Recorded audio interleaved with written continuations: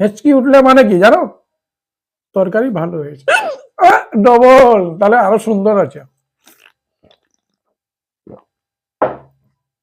Hello gas, এই যে দেখেন আজকে মাছ আছে, বাটা মাছ। ঠিক আছে, আজকে সম্পূর্ণ ফিনিশ করব। ঠিক আছে, আপনারা দেখতে থাকেন তাহলে।